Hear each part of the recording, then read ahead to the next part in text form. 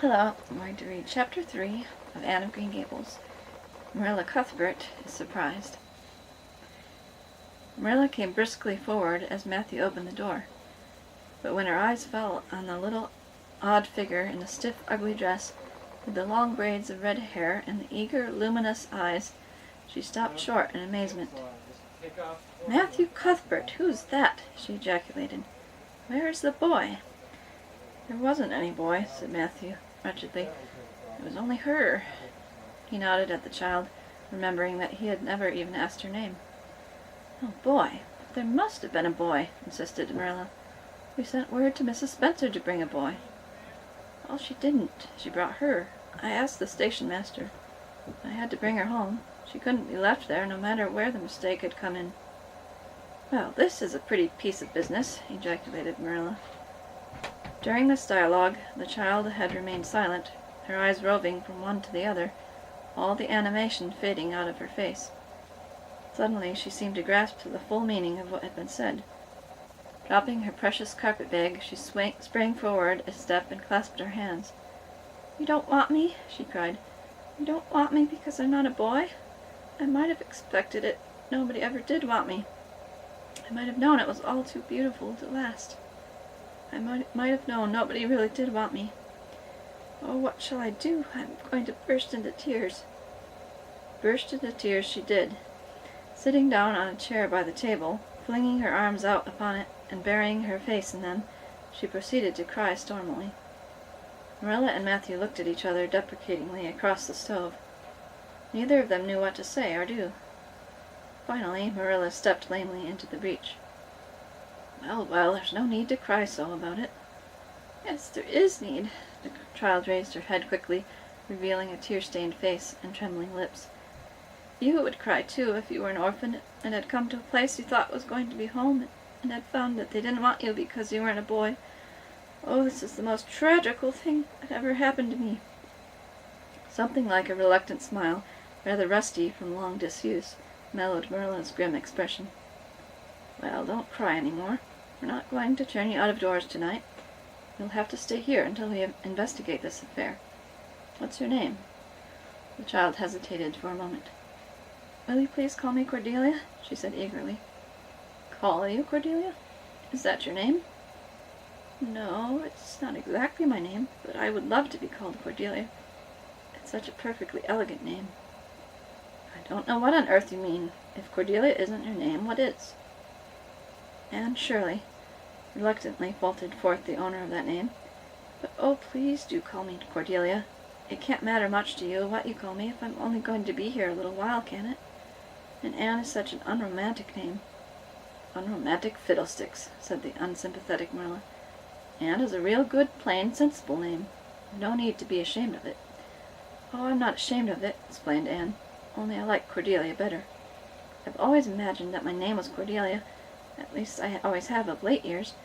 When I was young I used to imagine it was Geraldine, but I like Cordelia better now. But if you call me Anne, please call me Anne spelled with an E." "What difference does it make how it's spelled?" asked Marilla with another rusty smile as she picked up the teapot. "Oh, it makes such a difference. It looks so much nicer. When you hear a name pronounced, can't you always see it in your mind just as if it was printed out? I can, and A-N-N looks dreadful, but A-N-N-E looks so much more distinguished. If you'll only call me Anne spelled with an E, I shall try to reconcile myself to not being called Cordelia." "Very well then, Anne spelled with an E. Can you tell us how this mistake came to be made? You sent word to Mrs. Spencer to bring us a boy. Were there no boys at the asylum?" "Oh, yes, there was an abundance of them. But Mrs. Spencer said distinctly that you wanted a girl about 11 years old, and the matron said she thought I would do. You don't know how delighted I was. I couldn't sleep all last night for joy. Oh," she added reproachfully, turning to Matthew, "why didn't you tell me at the station that you didn't want me and leave me there? If I hadn't seen the white way of delight and the lake of shining waters, it wouldn't be so hard." "What on earth does she mean?" demanded Marilla, staring at Matthew. She's just referring to some conversation we had on the road," said Matthew hastily. I'm going out to put the mare in, Marilla. Have tea ready when I come back." "Did Mrs. Spencer bring anybody over besides you?" continued Marilla when Matthew had gone out. She brought Lily Jones for herself. Lily is only 5 years old, and she is very beautiful and had nut brown hair. If I was very beautiful and had nut brown hair, would you keep me? No. We want a boy to help Matthew on the farm. The girl would be of no use to us. Take off your hat. I'll lay it and your bag on the hall table. Anne took off her hat meekly. Matthew came back presently, and they sat down to supper. But Anne could not eat. In vain she nibbled at the bread and butter and pecked at the crab-apple preserve out of the little scalloped glass dish by her plate. She did not really make any headway at all. "You're not eating anything," said Marilla sharply, eyeing her as if it were a serious shortcoming. Anne sighed. "I can't. I'm in the depths of despair. Can you eat when you're in the depths of despair?"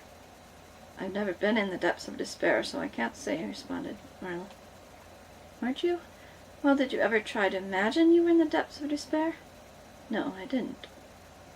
"I don't think you can understand what it's like. It's a very uncomfortable feeling indeed. When you try to eat, a lump comes right up in your throat, and you can't swallow anything, not even if it was a chocolate caramel. I had one chocolate caramel once 2 years ago, and it was simply delicious. I've often dreamed since then that I had a lot of chocolate caramels, but I always wake up just when I'm going to eat them. I do hope you won't be offended because I can't eat. Everything is extremely nice, but still I cannot eat." "I guess she's tired," said Matthew, who hadn't spoken since his return from the barn. "Best put her to bed, Marilla." Marilla had been wondering where Anne should be put to bed. She had prepared a couch in the kitchen chamber for the desired and expected boy, but although it was neat and clean, it did not seem quite the thing to put a girl there somehow.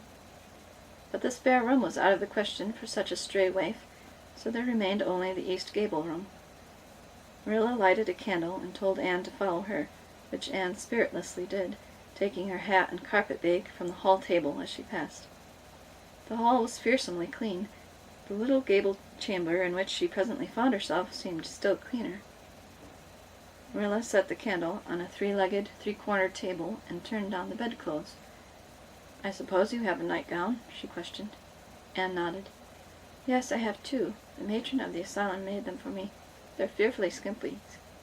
There's never enough to go around in an asylum, so things are always skimpy, at least in the poor asylum, like ours.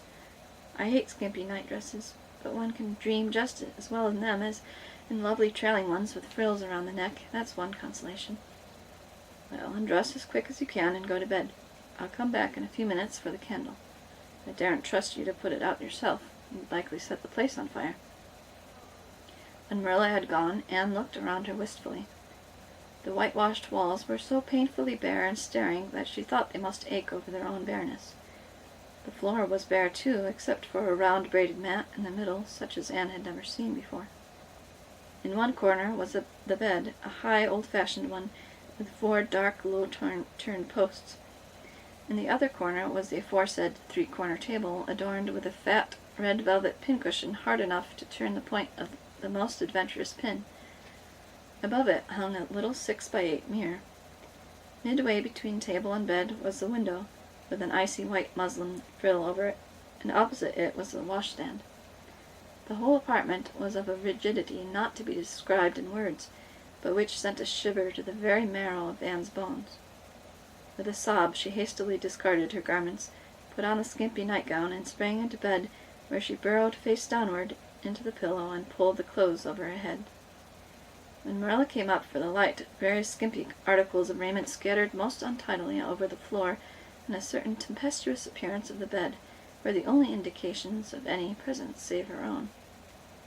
She deliberately picked up Anne's clothes, placed them neatly on a prim yellow chair, and then, taking up the candle, went over to the bed. "Good night," she said, a little awkwardly, but not unkindly. Anne's white face and big eyes appeared over the bedclothes with startling suddenness. "How can you call it a good night when you know it must be the very worst night I've ever had?" she said reproachfully. Then she dived down into invisibility again. Marilla went slowly down to the kitchen and proceeded to wash the supper dishes. Matthew was smoking, a sure sign of perturbation of mind. He seldom smoked, for Marilla set her face against it as a filthy habit, but at certain times and seasons he felt driven to it, and then Marilla winked at the practice. realizing that a mere man must have some vent for his emotions. "Well, this is a pretty kettle of fish," she said wrathfully. "This is what comes of sending word instead of going ourselves. Richard Spencer's folks have twisted that message somehow. One of us will have to drive over and see Mrs. Spencer tomorrow, that's certain. This girl will have to be sent back to the asylum." "Yes, I suppose so," said Matthew reluctantly. "Suppose so? Don't you know it?" "Well, now, she's a real nice little thing, Marilla. It's kind of a pity to send her back when she's so set on staying here." "Matthew Cuthbert, you don't mean to say you think we ought to keep her?" Marilla's astonishment could not have been greater if Matthew had expressed a predilection for standing on his head. "Well, now, I suppose not. Not exactly," stammered Matthew, uncomfortably driven into a corner for his precise meaning. "I suppose we could hardly be expected to keep her." "I should say not. What good would she be to us?" "We might be some good to her," said Matthew, suddenly and unexpectedly. "Matthew Cuthbert, I believe that child has bewitched you. I can see as plain that you want to keep her." "Well, now, she's a real interesting little thing," persisted Matthew. "You should have heard her talk coming from the station." "Oh, she can talk fast enough. I saw that at once. It's nothing in her favor, either. I don't like children who have so much to say. I don't want an orphan girl, and if I did, she isn't the style I'd pick out. There's something I don't understand about her. No, she's got to be dispatched straightway back to where she came from." "I could hire a French boy to help me," said Matthew, "and she'd be company for you." "I'm not suffering for company," said Marilla shortly. "I'm not going to keep her." "Well, now, it's just as you say, of course, Marilla," said Matthew, rising and putting his pipe away. "I'm going to bed." To bed went Matthew, and to bed, when she had put her dishes away, went Marilla, frowning most resolutely.